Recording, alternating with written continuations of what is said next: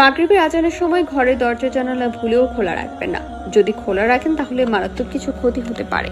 কি কি ক্ষতি হবে সেটা জানলে আপনি অবাক হয়ে যাবেন এবং এই ভুল আর কখনোই করবেন না। মাগরিবের সময় দরজা জানালা বন্ধ করাকে অনেক সময় আমাদের দেশের মানুষ সামাজিক প্রথা বলে চালিয়ে দেয়।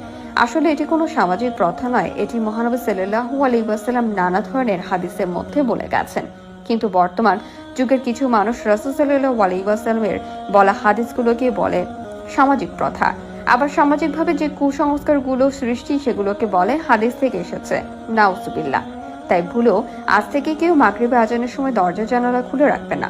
আর যাদের এই ভিডিওটি দেখার আগে থেকেই মাগরিবের আজানের সময় দরজা জানালা বন্ধ করার অভ্যাস আছে তারা অবশ্যই কমেন্ট বক্সে আলহামদুলিল্লাহ লিখে যাবেন এবং অন্যদেরকে এই সময় দরজা জানালা বন্ধ করাতে উৎসাহিত করবেন। চাইলে ভিডিওটি শেয়ার করে তাদের কাছে পাঠিয়ে দিতে পারবেন। তো চলুন জেনে নেওয়া যাক রাসূল সাল্লাল্লাহু আলাইহি ওয়াসাল্লাম কেন মাগরিবের সময় জানালা দরজা বন্ধ করার নির্দেশ দিয়েছেন।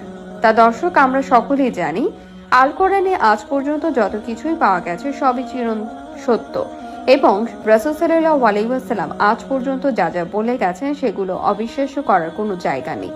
যদি কেউ সেগুলো অবিশ্বাস্য করে তবে সে অমুসলিম এবং কাফের হিসেবে গণ্য হবে। তেমনি রাসূল সাল্লাল্লাহু আলাইহি ওয়াসাল্লামের বলে যাওয়া বিভিন্ন হাদিসের মধ্যে এটা উঠে এসেছে যে মাগরিবের আজানের সময় যখন মসজিদের মাইকে মুয়াজ্জিনের মুখে আজানের ধ্বনি উচ্চারিত হয় তখন সেই শব্দ শয়তানদের খুবই বিচলিত করে ফেলে।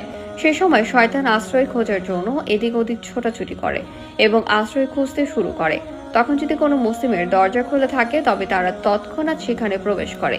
এখানে এক মহানবী সাল্লাল্লাহু আলাইহি ওয়াসাল্লামের কে প্রশ্ন করেছিলেন সাহাবী, হে প্রিয় রাসূল, তারা তো অদৃশ্য, সব জায়গায় ঢুকতে পারে, তবে আমরা দরজা আটকালেই কি তারা ঢুকতে পারবে না?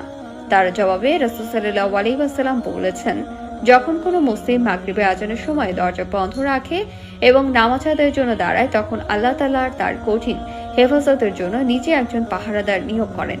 এছাড়াও রাসূল সাল্লাল্লাহু আলাইহি ওয়াসাল্লাম বলেছেন, মাগরিবের আজানে দেওয়ার আগে ছোট বাচ্চাদেরকে নিজ ঘরে ফেরত যেতে বলেছেন, কেননা মাগরিবের আজানের পরের দিনে আলো ফুরিয়ে রাতের অন্ধকার শুরু হয় এবং রাতের অন্ধকারে জিনের চলাচল বেড়ে যায়। এক্ষেত্রে সেই সকল শিশুরা জিনদের কাছ থেকে অসুরক্ষিত হয়ে থাকে, কেননা জিনদের মধ্যে দুই প্রকার জিন থাকে, ভালো জিন ও দুষ্ট জিন। যারা মূলত দুষ্ট জিন হয়ে থাকে তারা সবসময় কোনো না কোনো ভাবে মানবজাতির ক্ষতি করার জন্য উঠে পড়ে লাগে। এক্ষেত্রে অবুঝ শিশুরাই বেশি ক্ষতিগ্রস্ত হয়ে থাকে। হে আল্লাহ, আমাদের সকলকে মাগরিবের আজানের সময় মনে করিয়ে এই দুটি কাজ করার তৌফিক দান করুন, আমিন। তা দর্শক, আজ এ পর্যন্ত, আবার আসবো নতুন নতুন সব তথ্য নিয়ে। সে পর্যন্ত সবাই